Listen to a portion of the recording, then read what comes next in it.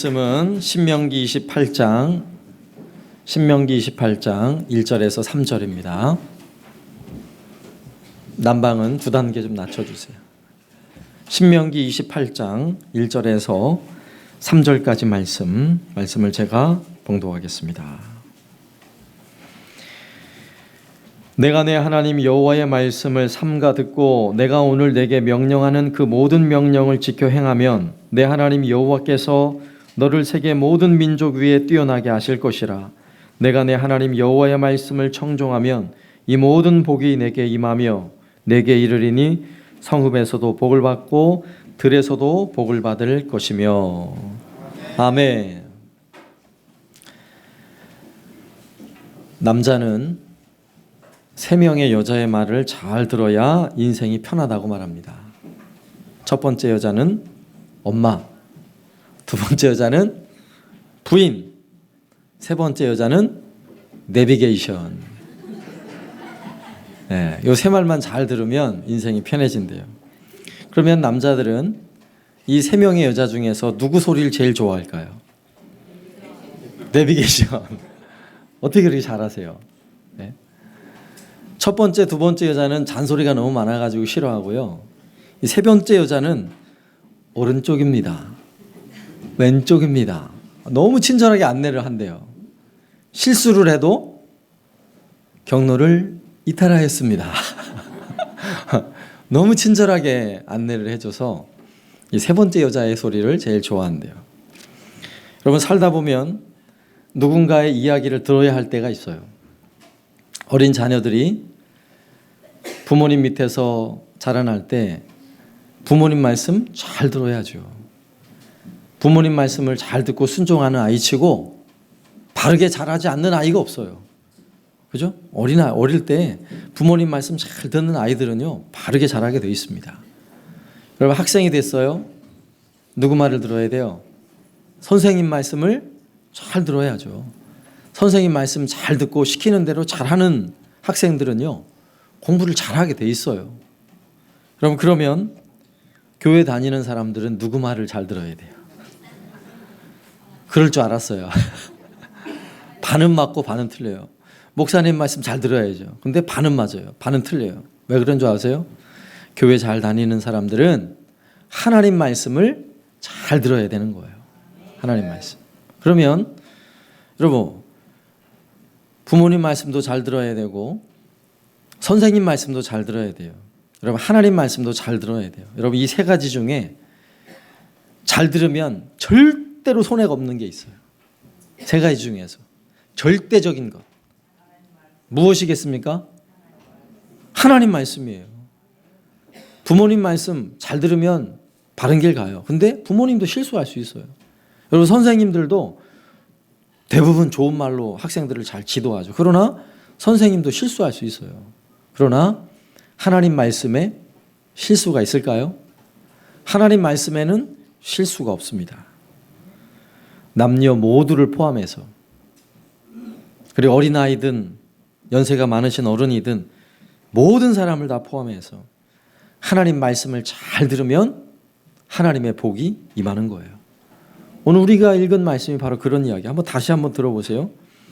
내가 신명기 28장 1절 내가 내 하나님 여호와의 말씀을 삼가 듣고 내가 오늘 내게 명령하는 그의 모든 명령을 지켜 행하면 내 하나님 여호와께서 너를 세계 모든 민족 위에 뛰어나게 하실 것이라.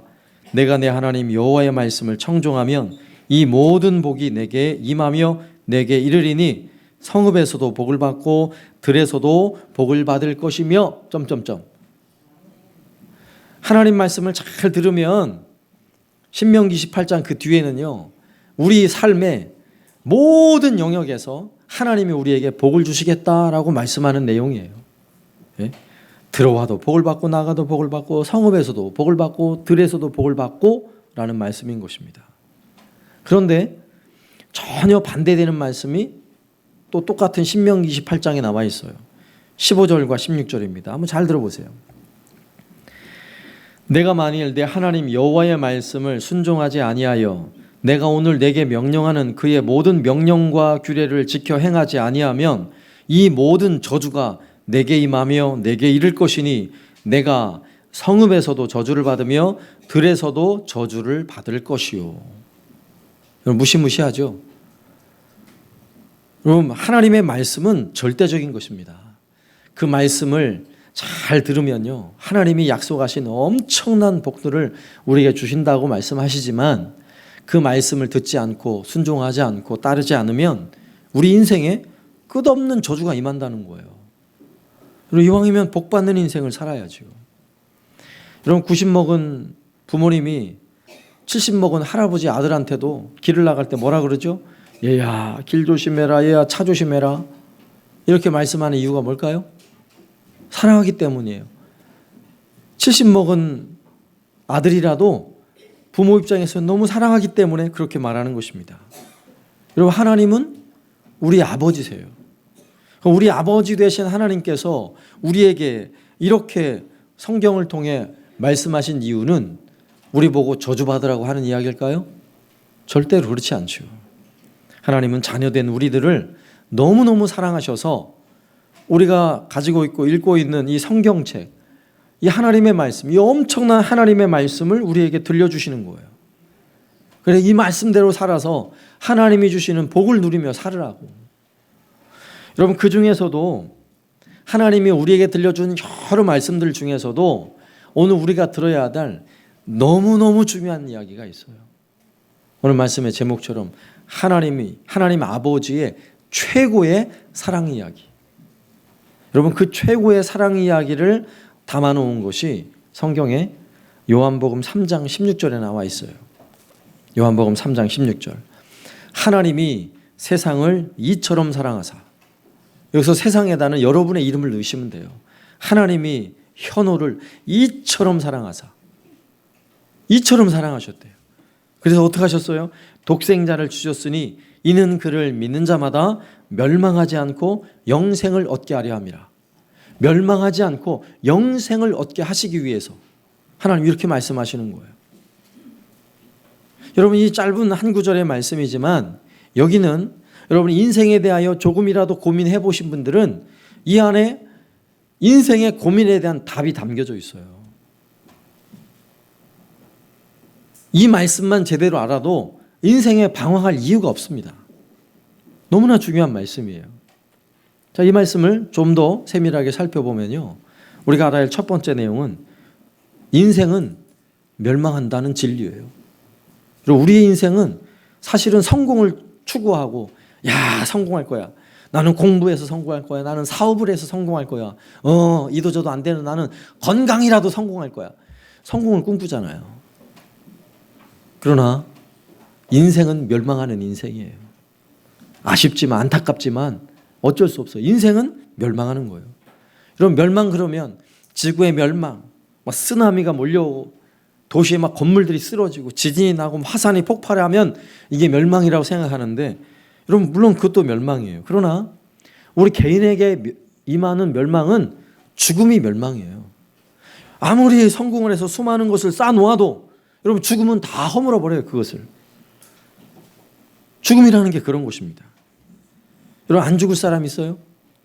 여러분 안 죽으면 성공한 거예요. 손 들어보세요. 안 죽으실 분. 아무도 안 계시네요. 안 죽으면 성공하는 거라니까요. 그러나 죽으면 다 망하는 거예요. 죽음 자체가 우리를 멸망으로 이끌어가는 거예요. 이게 인생은 멸망이다라는 진리예요. 진리. 그래서 사람들은 누구나 살고 싶은 생존의 본능이 있어요. 생존의 본능. 여러분 물에 빠진 사람 뭐라도 잡는다고요? 지푸라기라도 잡아야죠. 왜? 생존이 본능이에요. 사람은. 왜? 멸망하기 싫으니까, 죽기 싫으니까. 질병에 걸린 분, 여러분 수술 받으면 얼마나 아파요. 그 통증이 얼마나 심합니까? 무섭고. 근데도 생존 본능이에요. 살기 위해서 그 엄청난 수술을 받는 거예요. 그리고 살고 싶은 거죠. 요즘 100세 시대예요. 한 90쯤 되면 살 만큼 살았잖아요.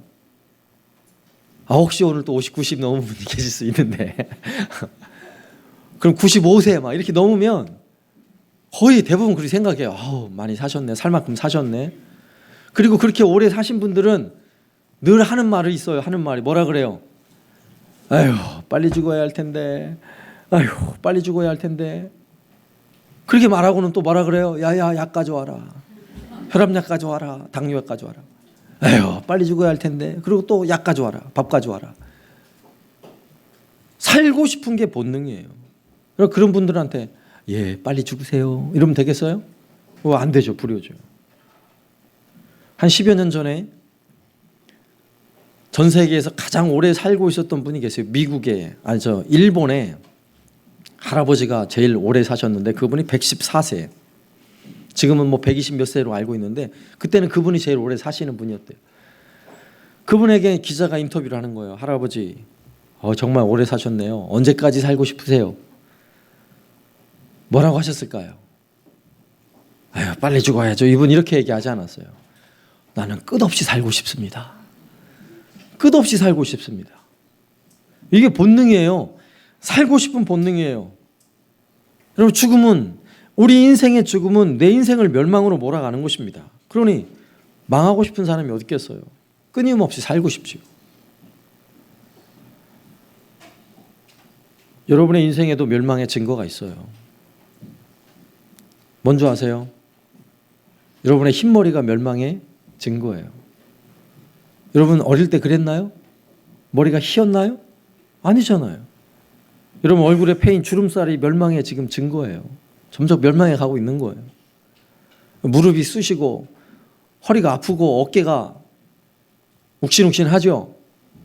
점점 멸망해 가고 있는 거예요. 지금 거부하지 마시라고요. 성경이 말해주는 진리예요. 반드시 죽는다는 거죠. 그런데 우리가 착각을 하고 살아요. 영원히 살 것처럼. 그래서 두 번째 생각해야 할 것은 이 착각을 버리자는 거예요. 이 세상이 전부인 것처럼 착각하며 살지 말자는 것입니다. 성경의 베드로전서 1장 24절에서는 이렇게 말씀해요. 그러므로 모든 육체는 풀과 같고 그 모든 영광은 풀의 꽃과 같으니 풀은 마르고 꽃은 떨어지나니 풀은 마르고 꽃은 떨어져요. 이게 삶의 진리예요. 꽃이 피었는데 영원토록 피어있는 꽃이 있습니까? 알잖아요. 그 꽃이 얼마 가지 않는다는 거. 이런 풀도 어느 순간인가 다 사라져요. 우리 인생이 그렇다는 거죠.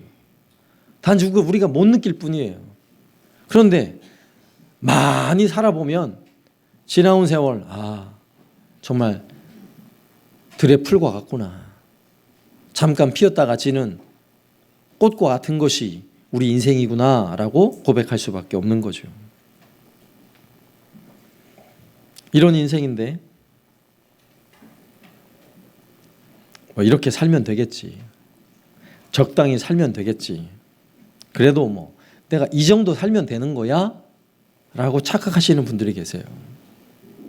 물론 우리 생각에, 우리들 사람 생각에는 이 정도면 됐죠.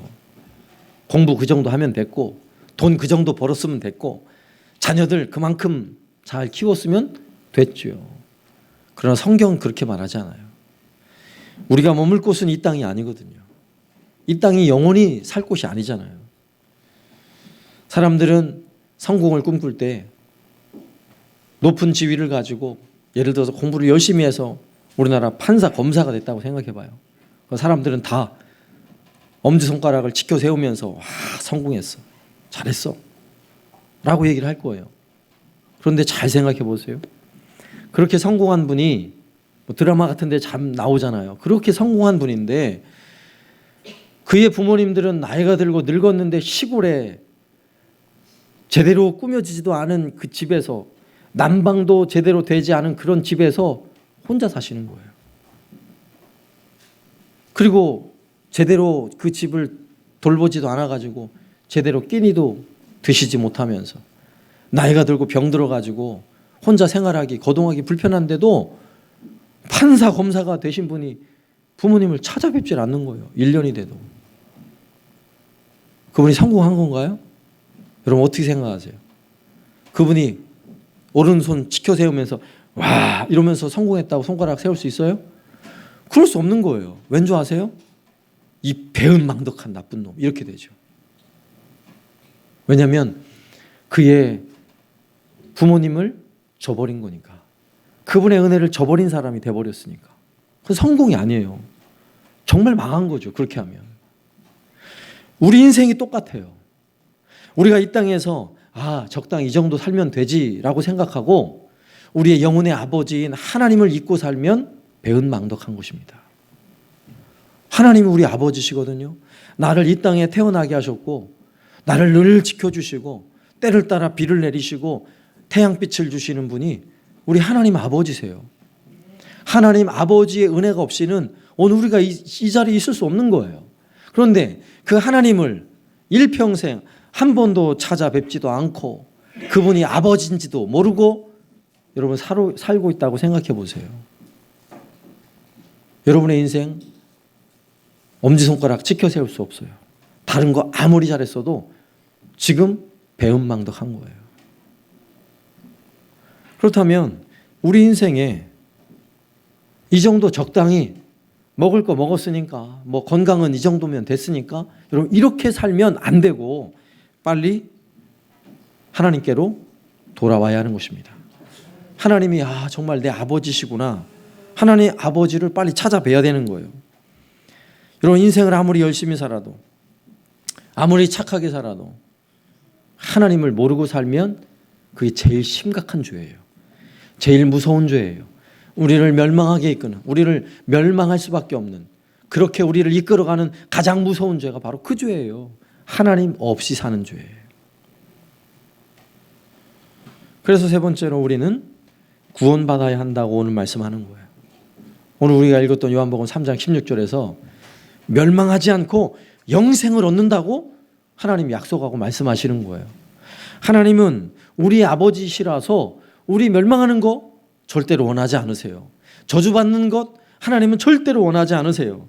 하나님 너무너무 사랑하셔서 멸망의 길을 가는 우리들을 위해서 멸망하지 않고 복을 받도록, 멸망하지 않고 구원을 받고 영생을 얻고 생명을 얻도록 하나님이 어떤 일을 하신 줄 아세요? 오늘 말씀에 나오잖아요. 독생자를 내어주셨다라고 말씀해요. 하나님이 자기 아들 독생자, 그분이 예수세요. 예수. 하나님의 아들 예수, 그분을 우리를 멸망하지 않게 하기 위해서 우리를 대신해서 죽게 만들었다는 거예요. 그 죽음은 내가 죽어야 하잖아요. 내가 멸망. 앞서 얘기했어요. 내가 멸망받아야 된다고. 내가 죽어야 하는 거라고. 그러나 내가 받아야 될 멸망을 누구에게 덮어 씌웠냐면 하나님의 아들 예수께 덮어 씌웠어요. 그래서 예수님은 우리를 위해서 대신 멸망당하신 거예요. 그래서 우리는 생명을 얻는 거예요. 그래서 우리는 영생을 얻는 거예요. 영생을. 여러분에게 교회가 필요한 이유가 뭔지 아세요? 여러분에게 여기는 목사가 필요한 이유가 뭔지 아십니까? 요즘 현대를 사는 사람들은 별로 영생, 영혼에 관한 거 별로 관심이 없어요. 관심이. 주로 관심 가지는 게 뭐예요? 주로 육신에 관한 거예요. 이 썩을 육신에 관한 거. 육신이 건강을 얻는 비결이 있다 그러면 귀가 쫑긋 세워져요. 나이가 드시면 혈압, 당뇨 많은 분들 계시죠? 혈압에는 해독 주스가 좋더라. 당뇨도 치료받더라. 이러면서 해독 주스 만드는 법 나오면 여러분 귀가 쫑긋 세워지잖아요.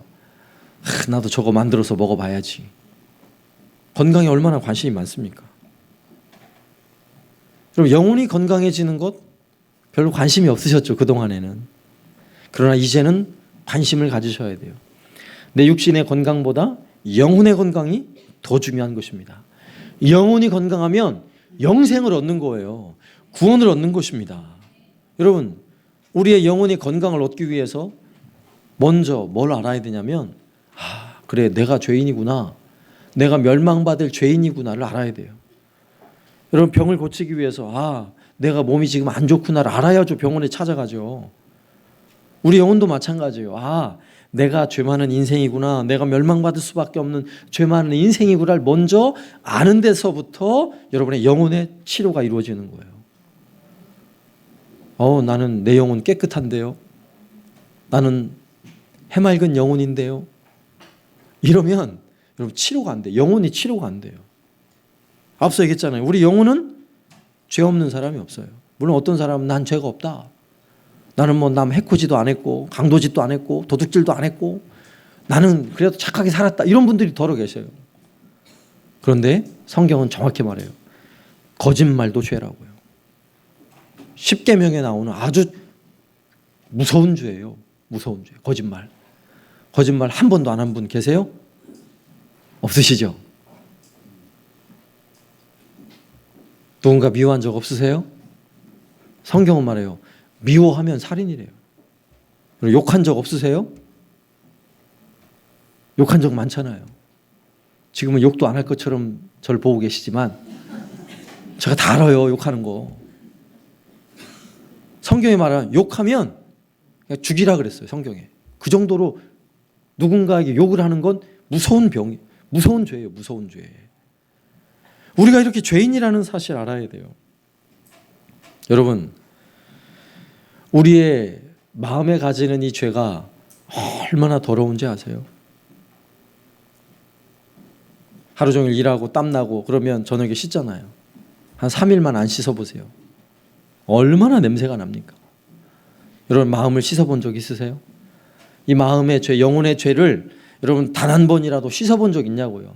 만약에 그 영혼의 죄, 이 마음의 죄를 단 한 번도 씻지 않았다면 여러분의 마음 속에서는요 엄청 더러운 냄새가 나는 거예요 지금. 예? 평생 한 번도 씻지 않은 사람 곁에 가보셨어요? 어떤 냄새 날까요? 시궁창 냄새, 똥 냄새, 뭐 땀 냄새, 온갖 더러운 냄새가 다 날 거예요. 그리고 우리 마음이 그래요. 한 번도 씻어본 적이 없다면. 여러분의 마음의 죄를 씻을 방법이 어디 있을까요? 여러분 잘 아는 성철 스님이라는 분이 평생토록 자기 마음의 죄를 씻어보려고 그렇게 노력을 했는데 그분이 마지막에 돌아가시면 죽으시면서 뭐라고 유언한지 아세요? 나는 지옥 간다 그랬어요. 마지막 유언이에요. 그분의.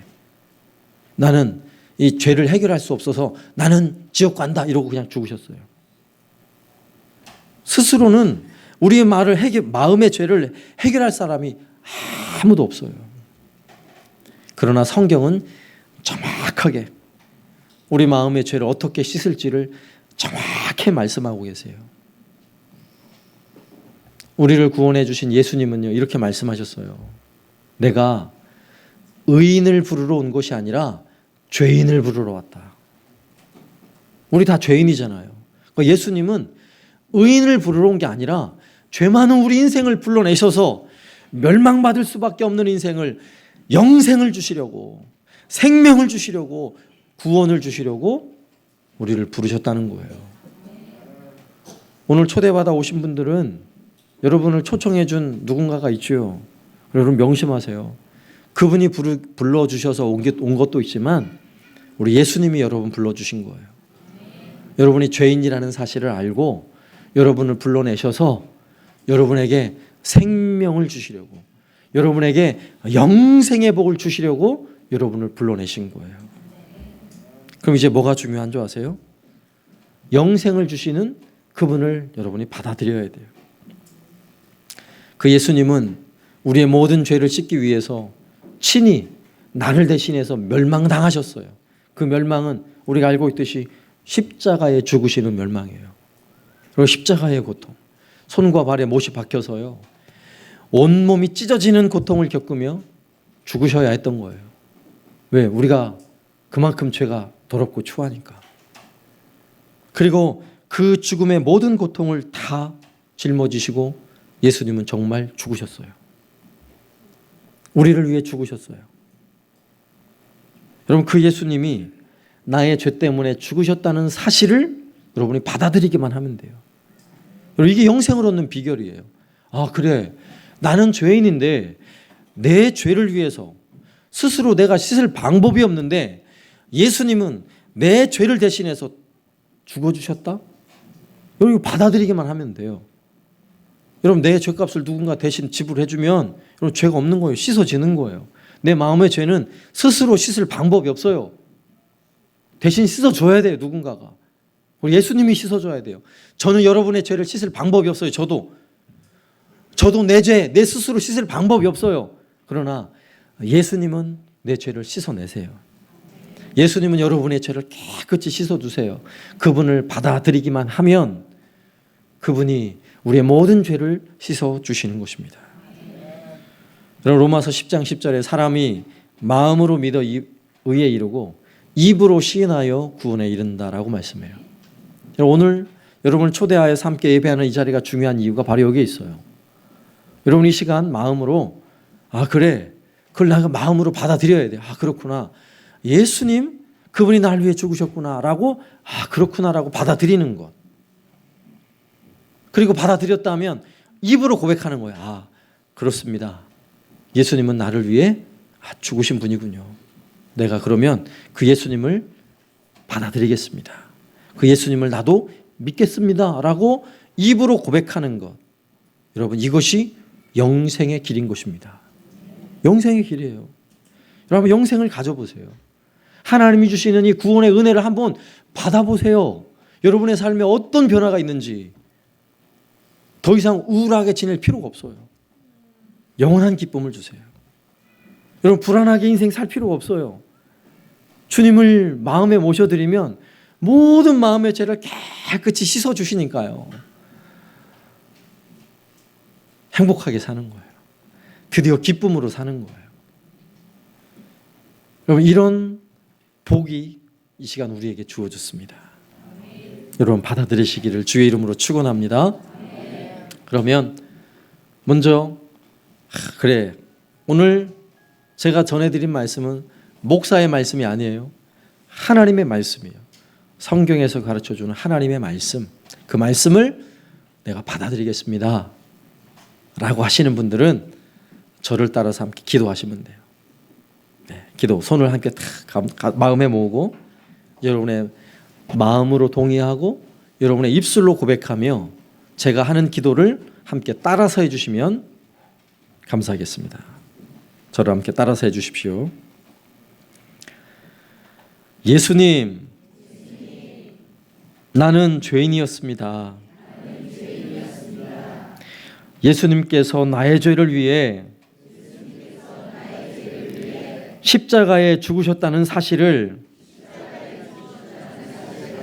이제야 알았습니다. 나의 죄를 용서해 주십시오. 이제부터는 예수님을 믿고 따르겠습니다.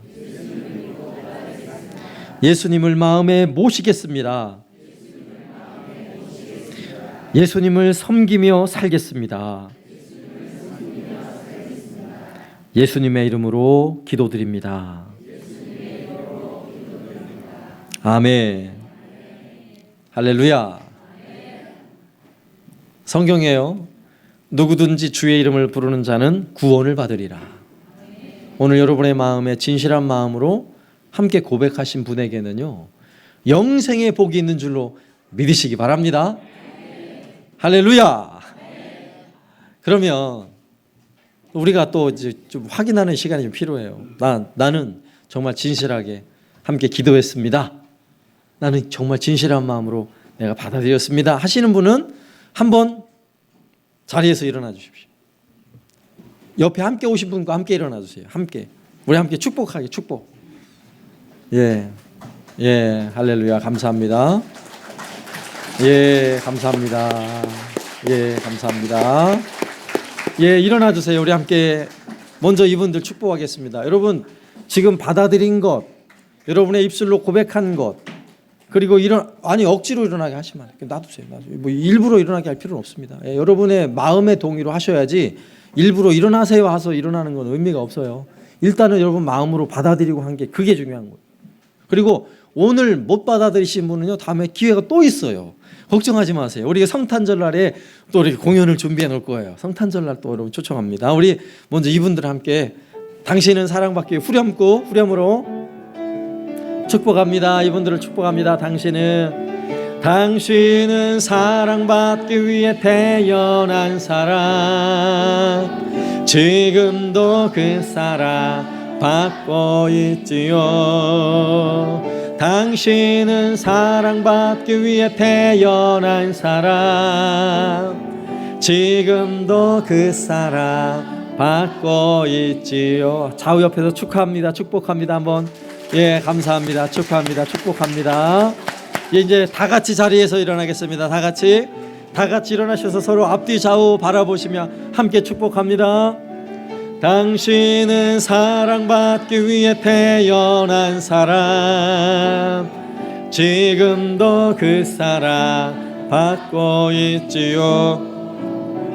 당신은 사랑받기 위해 태어난 사람, 지금도 그 사랑 받고 있지. 한번 축복해 주세요. 당신은 하나님의 사랑받는 사람이십니다. 하나님은 당신을 사랑하십니다.